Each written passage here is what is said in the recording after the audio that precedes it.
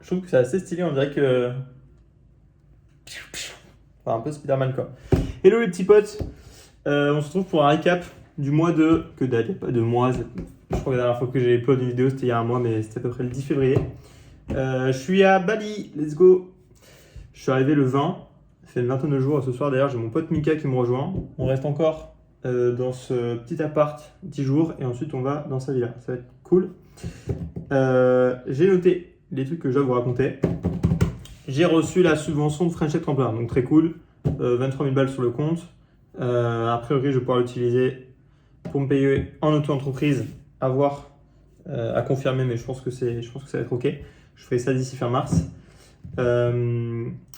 Deuxième soirée We Meet. Oui, je vous ai dit que j'avais fait une soirée réseautage qui a trop bien fonctionné, où j'ai trouvé un associé. On s'est effectivement associé. C'était encore en suspens à l'époque, il y a un mois. Tard l'époque. Et du coup, on s'est associé. On est associé à 4. Alors, je vous dis associé, les papiers sont pas faits, on n'a pas fait de pacte d'associé, quoi que ce soit. Pas besoin, parce que de toute manière, pour l'instant, il n'y a que dalle.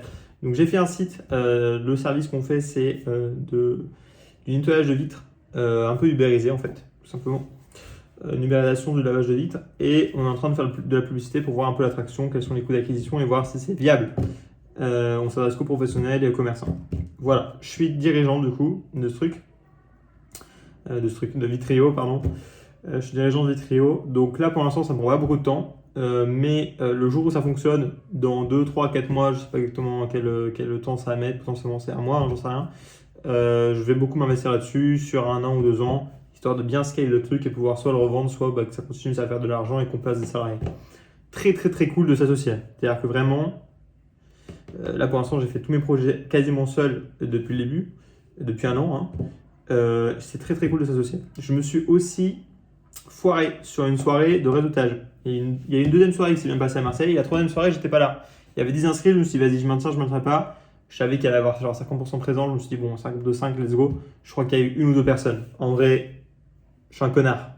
Je suis désolé, la personne qui allait, je pensais vraiment qu'il allait y avoir 5 personnes qui se pointeraient. Là, 10%, c'est pas du tout ce que je pensais. Mais bon, je les connais. Du coup, ça m'a valu 3 mauvais avis sur Meetup. En vrai, rien à faire, personne n'a ouvert ça. D'ailleurs, Meetup, super bon canal d'acquisition pour faire de l'événementiel. Il y a eu plus de 100 inscrits, enfin 100 personnes qui se sont abonnées au club gratuitement, hein, qui deviennent membres du club. Et donc, c'est des gens dont, pour l'extrême majorité, c'est ce que je voulais dire, j'ai les mails. Donc, je sais que c'est des gens qui sont intéressés pour, à Marseille ou à Lyon, faire des soirées réseautage. Pour Paris, je sais pas pourquoi, mais peu de gens se sont inscrits. Alors que c'est la nouvelle cible. En effet, je m'associe avec Aurel, du coup, fondateur de Strangers, sur cette partie-là. Donc, We Make Friends, attaquer en justice. Enfin, attaquer en justice, c'est un grand mot. L'aide de mise en demeure. We Meet pour faire des événements un peu partout en France. Et en fait, non, vas-y, on se concentre un peu plus. Le but, c'est de créer un club d'entrepreneurs. Le club d'entrepreneurs s'appelle The Five Club. Il y a vraiment on dirait que c'est Five Club, j'avoue. Mais c'est pas Five Club, c'est Five Club. Five Club, pourquoi? Parce qu'on est la moyenne des 5 personnes que l'on fréquente le plus, et je rajouterai même, je sais plus qui a dit ça, des 5 personnes que l'on regarde le plus sur les réseaux sociaux. Donc, c'est des soirées à 30 personnes sur Paname. Et en gros, on va trier. C'est-à-dire qu'on va faire vraiment une waiting list à chaque fois et prendre les personnes qui sont les plus intéressantes dans ce groupe. Et on fera des soirées régulièrement pour que tout le monde ait des chances de venir. Et à terme, du coup, on va proposer un abonnement payant à 50 € par mois. Donc, le but là, c'est construire une immense waiting list de genre 1000 personnes, de 1000 dirigeants. C'est chaud parce qu'en vrai, déjà, il n'y a que 6000 dirigeants à peu près à Paris. Je veux dire que c'est vraiment chef d'entreprise, fondateur de start-up. Donc un peu compliqué à dos. Et ensuite, à partir de cette newsletter, je pense qu'on arrivera à faire des putains d'events où les gens se disent ouais, c'est incroyable. Et puis le moment où ils auront participé à ces events et qui reviendront et qui ramèneront du monde, là, on sera en capacité de proposer encore plus de valeur et de faire payer du coup pour notre service, pour l'adhésion au club. Donc ça, c'est en cours. L'application est en cours. Donc sur l'application, ce qui est cool, c'est qu'il y a un form assez complet et ensuite on te fait matcher avec les personnes qui viennent à la soirée et qui ont des centres d'intérêt communs. Alors, soit entrepreneurial des domaines, soit en fait qui ont un objectif complémentaire. Par exemple, quelqu'un qui veut lever des fonds, il va bien s'entendre avec la personne qui investit. La personne qui veut s'associer, elle va bien s'entendre avec la personne qui s'investit et qui est dans le même domaine. Voilà, typiquement ce genre de personne à qui tu dois absolument parler pendant la soirée. Parce que des fois, il y a 30 personnes, tu dois parler qu'à 10 personnes pendant la soirée. et tu espères que la personne la plus intéressante de la soirée pour toi, elle soit dans les 10 personnes. Ben là, on fait en sorte que tu la trouves avant même d'arriver à l'événement. C'est un petit plus. Donc, ce qui est cool, c'est que j'ai trouvé un moyen de faire de l'argent. Et ça, c'est quand même intéressant parce que finalement, l'innovation, ça ne paye pas. Je pense qu'une innovation, ça paye certainement dans 10%, voire 1% des cas, je n'ai pas trop la mesure. Créer un nouvel usage, créer un SaaS, ce genre de choses, en fait, construire, c'est pas compliqué. Hein. Faire du développement, voilà, il y a déjà une barrière à l'entrée. Mais ce qui est compliqué, c'est de faire du marketing, réussir à devenir viral, réussir à faire en sorte que les gens utilisent ton concept, si c'est un concept novateur surtout. Donc, Stayfluence, c'est toujours en stand-by, si je puis dire. Et entre-temps, j'ai monté du coup une conciergerie avec 2 personnes avec qui je suis associé, une à Barjol et une qui m'attend à Cavaillon et Avignon. Et on est en train de rentrer des propriétaires, des villas. Et des maisons, d'ailleurs 2 maisons qui ne valent pas le coup financièrement, qu'on va faire cette année, qu'on va garder cette année, mais l'année prochaine on ne gardera pas. Et donc de prendre en gestion des villas qui vont rapporter pas mal d'argent. On prend 20% sur la gestion de ces villas pour la location courte durée. Donc pour acquérir ces personnes, pour faire signer ces personnes chez nous, j'utilise de la publicité Google Ads. Ça fonctionne trop bien. Mais vraiment trop bien. Enfin, c'est quand même des coûts, hein. Faut pas non plus se leurrer, mais je dirais que ça coûte 200 balles un contrat d'une villa. Ce qui n'est pas grand chose, parce qu'une villa peut rapporter 5 000 euros, on va dire un peu plus de 5 000 euros par an. Donc vraiment, le ROI est quand même très très cool. Il y a 25, voire même peut-être même faire du 10 000. Peut-être qu'on est à 7 500, donc on est vraiment un bon ROI. ROAS, pardon. Et j'en ouvre une 3e à Uzès avec quelqu'un que j'ai trouvé via LinkedIn parce que je cherchais à m'associer avec quelqu'un sur Aix-en-Provence. Donc en fait, là, mon goal, c'est de développer pas une chaîne de conciergerie, mais c'est un peu tout comme. En fait, des conciergeries qui ont les mêmes process gagnants, qui ont un même potentiellement branding, mais avec des noms différents tout de même.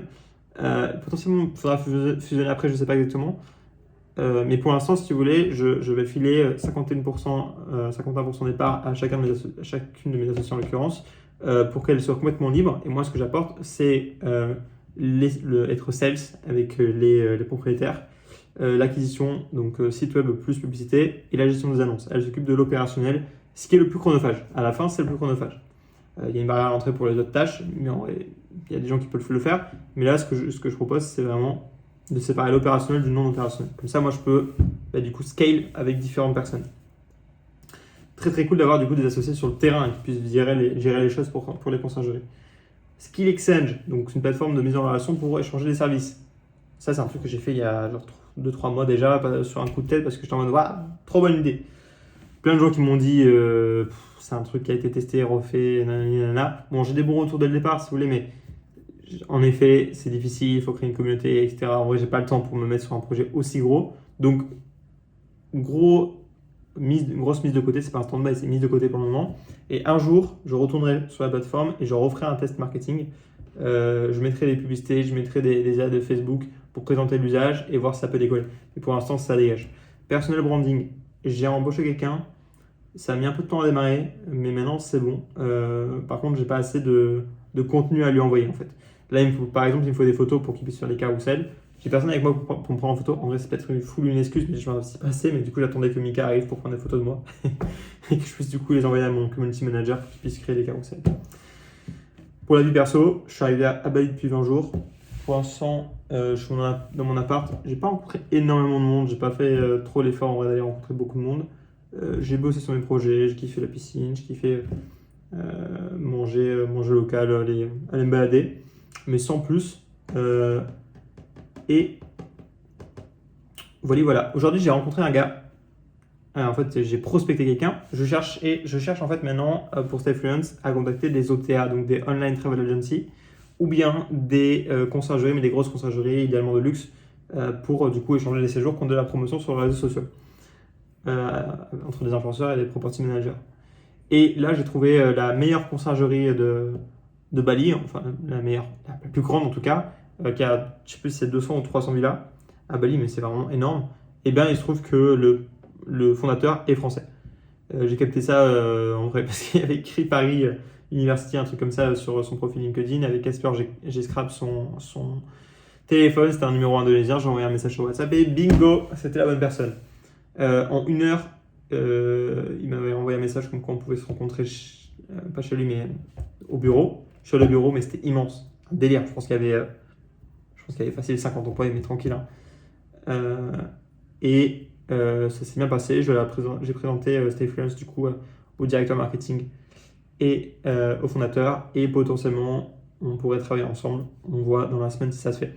Rente à Lake, c'était aussi une possibilité pour Stay Freelance de décoller. Ça s'est pas fait. En vrai, ça s'est pas fait pour une histoire à la con en fait. Genre vraiment, je crois que j'ai mal géré au final parce que la personne me demandait de prévoir un rendez-vous pour début avril, après le 5 avril, parce qu'il était en voyage en Thaïlande. On était un peu un mois à fond du coup. Oui, c'était vers le 30 ça. J'ai dit que en fait ça m'intéressait pas de faire un rendez-vous aussi tard parce que il faut de la basse saison. Et la basse saison en France, c'est maintenant quoi.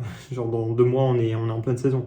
Mars, avril, on va être en mai. En mai, on est en pleine saison. Le temps de faire les collabs, en fait, on n'allait pas être dans le temps. Donc en fait, la personne n'a pas pris assez au sérieux, à mon goût, la chose. C'est peut-être quelque chose qu'elle envisage de faire des collaborations avec de l'influence et de scale ces collaborations dans le futur. Mais là, j'ai trouvé qu'elle n'était pas assez réactive.